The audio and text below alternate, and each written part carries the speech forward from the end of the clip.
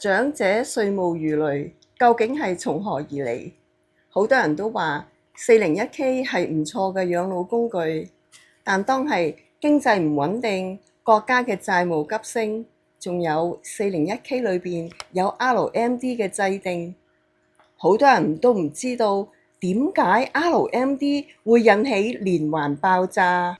RMD 係乜嘢？簡單而言，到咗73歲，每年強制喺 401k 戶口入邊提款交稅，而每一年提出嘅金額係逐年增加，令到你當年嘅社會安全金，仲有 Medicare 入邊嘅 Part B、Part D 保費大增。仲未講完啦，你當年嘅應稅收入增加，會推高你當年嘅稅率。最慘嘅係，如果當年股市又大跌，咁就雪上加霜啦，損失慘重。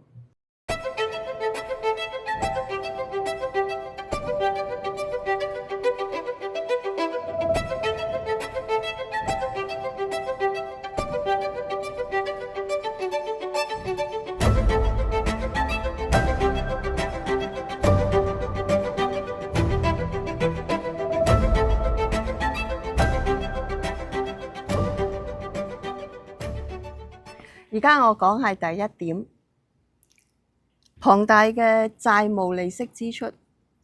2026年，今年我哋美國欠債係39萬億，加上社會福利、醫療嘅資金缺口，政府未來係靠乜嘢嚟填補呢？答案係印鈔或者加稅。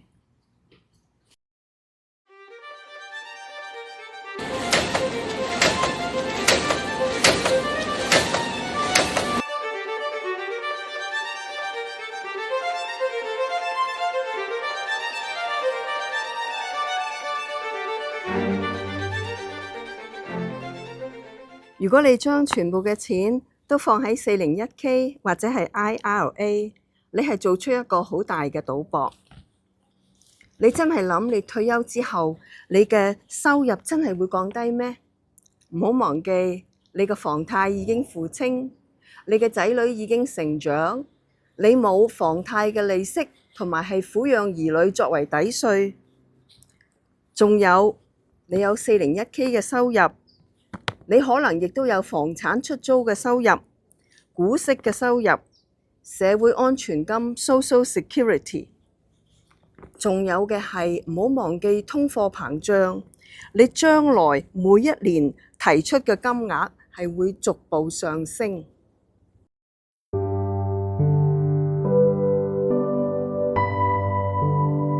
It's a stealth tax, but we've already paid for that. Yeah, they call it the stealth tax.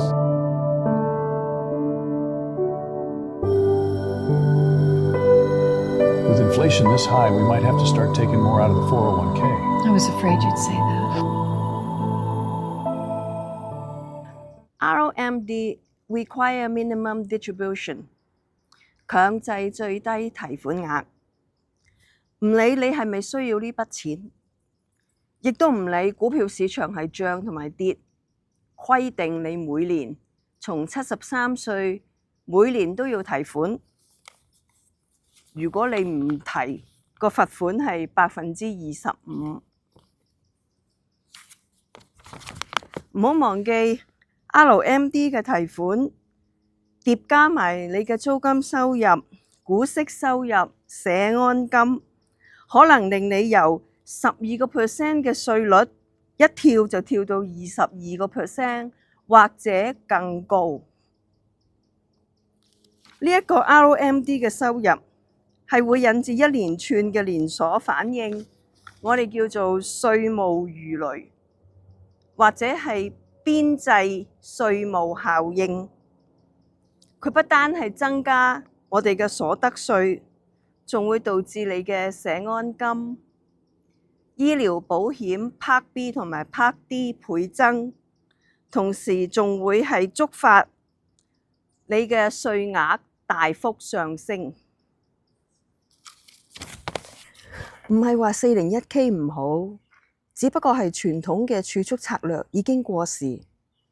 我哋要考慮而家嘅稅務環境同埋我哋嘅長壽風險。一個轉念嘅改變可以挽回你幾十萬嘅資產。你話有冇咁誇張啊？唔係誇張㗎，計條數俾你睇。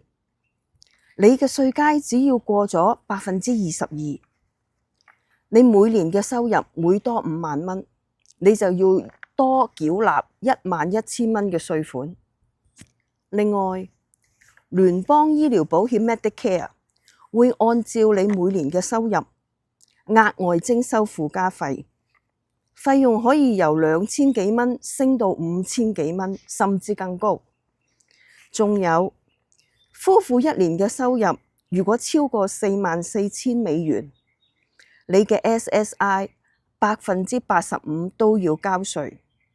我舉個例，你每年嘅 SSI 嘅收入係4萬美元，如果你嘅稅階係喺22%，咁樣你要為呢個社會安全金每年繳納7480蚊嘅稅款，再加上401k 同埋 IRA 裏邊嘅資產係完全冇規避股票市場嘅風險㗎。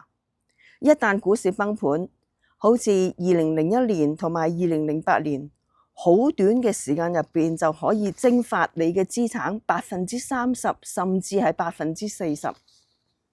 我舉個例，你65歲退休，你95歲蒙主寵召，呢30年間，如果你嘅總合收入每年要交多萬幾蚊，加上你社會安全金每年係要再俾多7000幾蚊，同埋醫療保險附加費幾千蚊，每年差唔多俾多2萬蚊，30年間你係咪唔見咗幾十萬啊？另外有一個情況，好多人都唔願意講，但係我都要講俾你聽，就係喪偶懲罰 （widow penalty）。喺美國對單身人士嘅納稅條例唔係咁友好。當你嘅另一半離開咗你，留俾你嘅係一個好高嘅稅率。每年我都想攞1-2萬蚊出嚟旅遊，每4-5年我又想攞幾萬人出嚟買新車，每2-3年我又想資助我啲孫仔讀書。咁攞錢出嚟又將我啲稅率推高，咁樣都好麻煩喎。問題係出喺邊度呢？問題係我哋將大部分嘅錢都放咗喺延稅帳戶入邊 （tax deferral account）。你會話我個 CPA 冇同我講喎，CPA 係幫你合法報稅，免於你受罰。你真正係想你嘅錢點樣合規劃咁樣去計劃，你係要一個 financial planner。好多嘅有錢人或者係懂行嘅中產已經係悄悄將佢哋嘅錢由永遠要交稅嘅帳戶，慢慢係轉入永遠都唔使交稅嘅帳戶。咁樣，當你退休嘅時候，你就真係財務自由啦。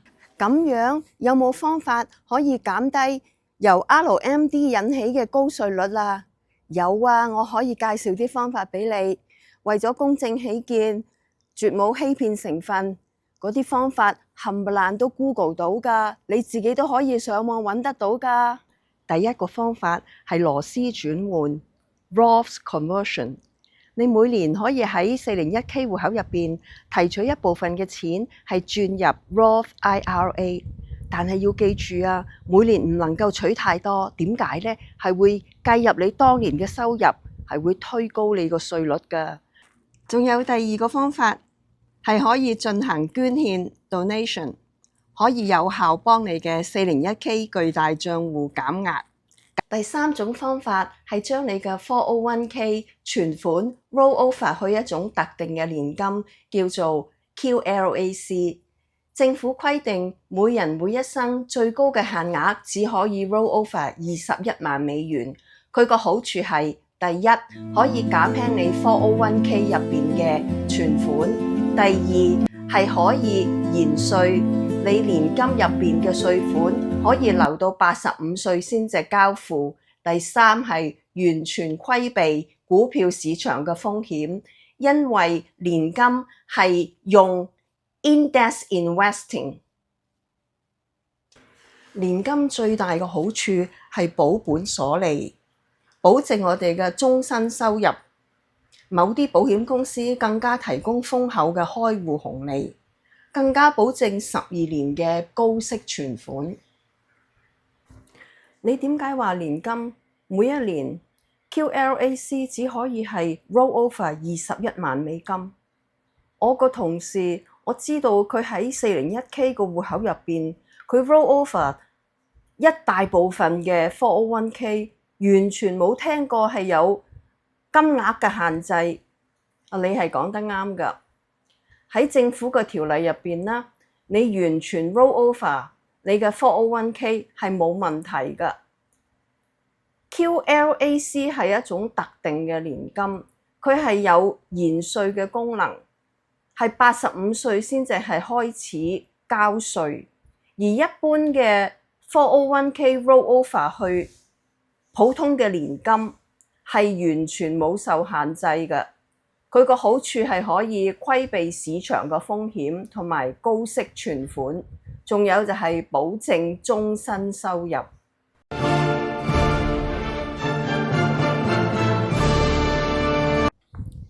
第四個方法可以有效幫你控制稅率嘅，係帶有現金價值嘅人壽保險。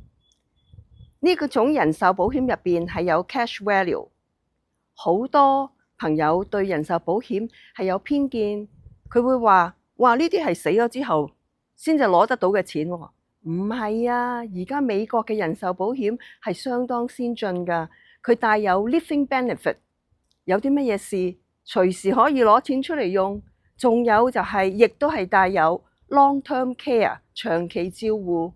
當你年紀大嘅時候，你唔想俾高昂嘅醫療費用，可以喺呢度攞錢出嚟㗎。保險不單止係 protection， 最主要嘅作用係 leverage 係會增值㗎。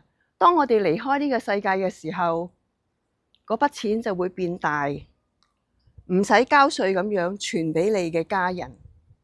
美國稅局賦予人壽保險獨特嘅稅務優惠，你自己可以上網查下㗎。7702條款、101A 條款、72E 存款，咁你就可以計得到，你可以省去幾多稅錢。有人甚至話 IUL 係美國富人嘅超級銀行。點解呢？你可以存錢喺入邊，一般嚟講佢冇好大嘅限制，但係你攞出嚟用嘅時候係唔使交稅嘅。因為點解呢？